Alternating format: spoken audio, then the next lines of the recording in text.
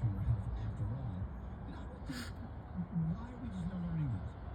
Because we know for a fact that people who live happier lives live longer and are healthier. And even the best of medical doctors will tell you it goes beyond medicine. It has to do with your outlook on life, your positivity, the people you surround yourself with, and then, exercising and eating well from time to time, not smoking cigarettes, and there's a whole list, right? And all that can be achieved without going to a doctor's office.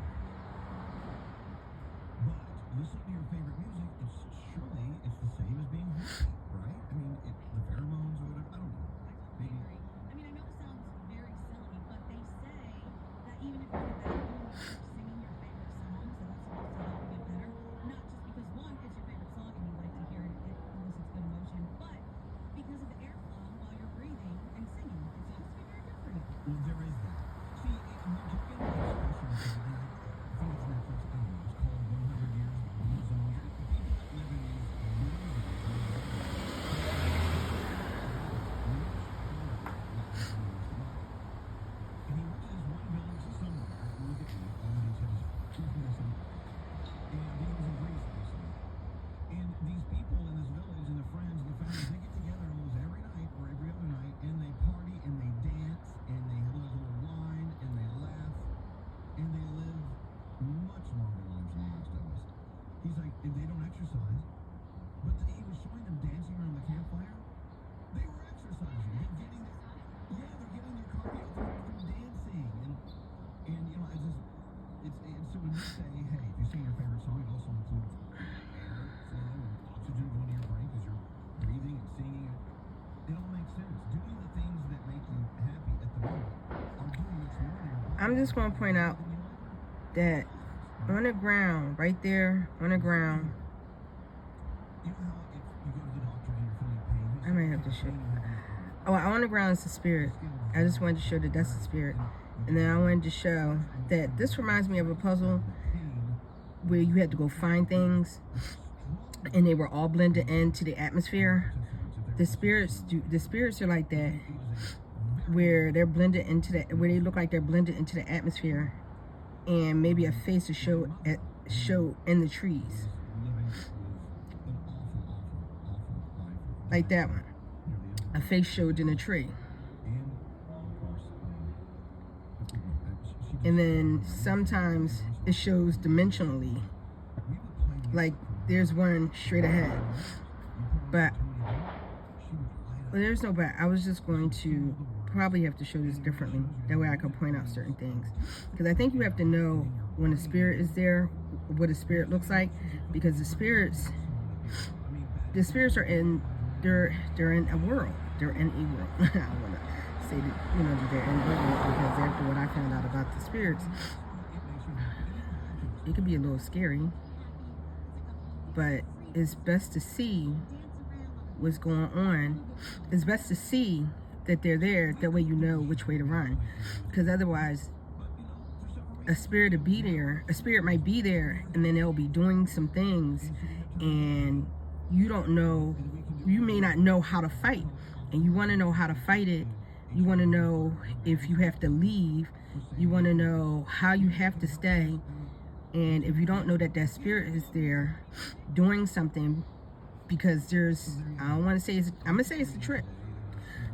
There's a trick. I'm going to say it's something like a trick. Because if a spirit is causing the elements, because this is more like a bad story. This is more like a bad story, where if we were in the land and things were right, we were powerful, very, very powerful people, and we had a warning that said, don't talk wrong. You must have good grammar, because grammar means something, because it helps to turn things in the world. And if God is telling you have to have good grammar, and if it wasn't God, it was somebody else who gave you a warning that you must not continue on this road, because the bad grammar could cause all these bad things to happen. Not knowing that the spirits are there could cause all these bad things to happen. And this world is a result of like a dream, like a person had the dream and somebody was shown this world, and this is what can happen if you do that. And that's what this kind of, all that the things I'm seeing, that's what that reminds me of. It reminds me of that. And God must be emphasizing on certain words for me to help me to learn the verbiage, because there are stories that talk about our verbiage and how our verbiage is not exactly the way it's supposed to be. And our verbiage is supposed to be, our verbiage sounds like it goes against us. That's what it sounds like. Our verbiage goes against us, and maybe that's the reason why people are saying that our language is a hard language, because like the word come is comi. In Spanish is comi. Some, when I look at it, it looks like so me. And I'm going to say that's all in the name of Jesus Christ. I'm teaching something. I'm telling something. And people say that word all the time. But when you look at the way it sounds and the rules of English, I believe one of the rules are that if there's an E at the end of the word, that it makes the vowel say its name. It makes the vowel say its name. If that's true, that word ain't some. I'm just saying that word is not some. It's something else. You have to look at the pronunciation. Somebody might have said this is the way you say it. They probably, well, I don't know exactly why they said it that way, because I wasn't them. But I'm saying if you say it where the E makes the vowel say its name, then that word is so mean. And it's two words, it's not one.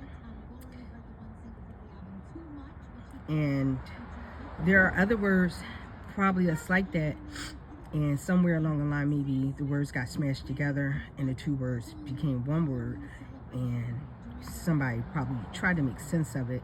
Maybe that's what it is, but I'm not quite sure, because I'm not those people. I don't know what they did, except for the fact that I'm looking at some of these words and I'm seeing, because I was taught that there's words inside the words. That's what I was shown, and that's what I'm seeing. And I just wanted you to know that's part of the grammar part, that might be the reason why our words, our verbiage, our language may seem like it's the hardest language in the world. It may seem like it's the hardest language. The other one is name.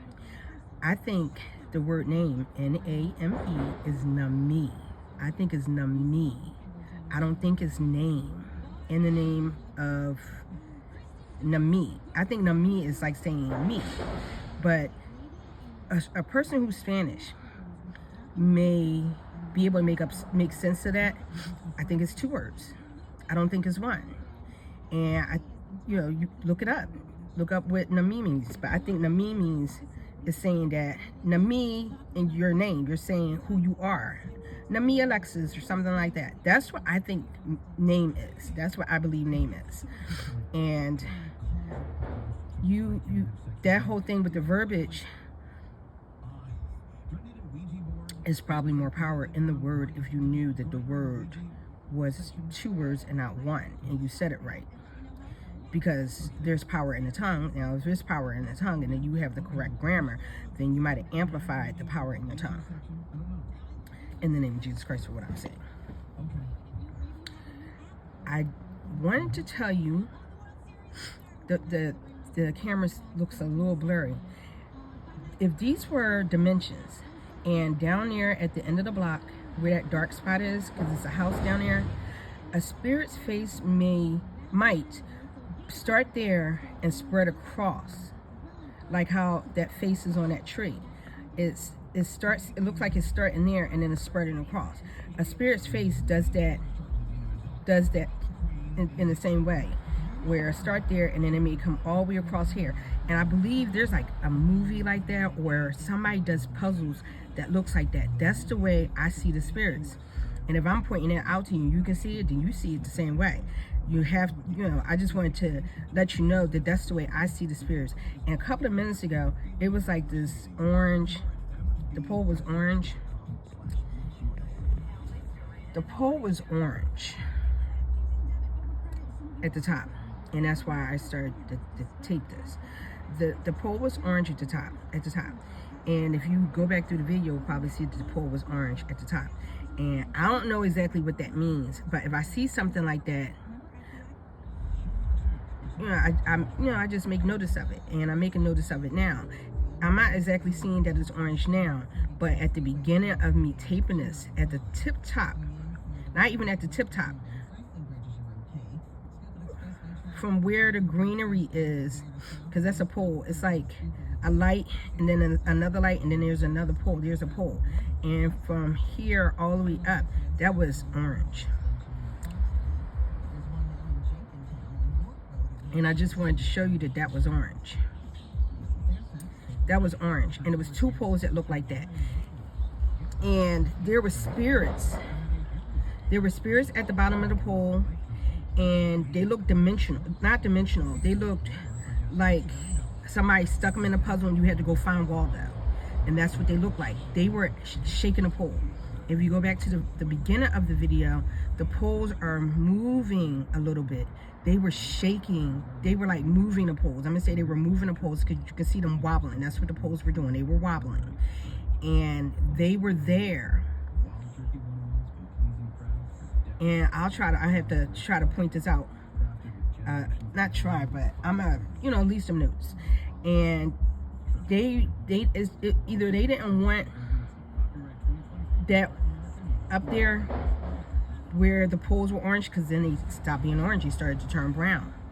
And I'm not sure what they were doing, but I noticed that those spirits they went up to the pole, and they were wobbling it, and they were looking up at the orange, because it's a wood pole. Why is a wood pole orange at the top? Those wood poles I don't believe they normally look orange at the top. I'm gonna go back and check, but they look like if somebody took metal and then stuck it inside of a furnace, and then it got really, really hot, and then it turned orange. That's what they look like. And it was almost half of the pole that looked that way. And I just wanted to share that with you about what I saw at the pole. What do I think that means? I really don't know. I'm not really sure what that means. And then I saw a red dot. It's a light that flashes there. It was a light that was flashing there, but in the camera, in the video, it doesn't look red. It was red. And it was a red light blinking. And then those poles at the top were orange. And I don't know what that means. It seems like maybe it's some sort of warning. And that's the only thing I can tell you. I see things. I see it, and just like probably anybody else, when they see it, they're like, oh, that can't be good. And I looked at it and I was like, that means something, but I don't exactly know what it means, and I can't exactly tell you the answer, because I'll hear spirits talking, but it doesn't mean that I got the right information when I get it. And then sometimes I may be getting the right information, but I can't exactly tell if it's true or not. When God gives me the answers to something, and I believe other people get the answers the same way, you just kind of know. Or when you look at something, God spoke to you and He's giving you the answer to certain things. I didn't get the answer to that. I just know that it was just there.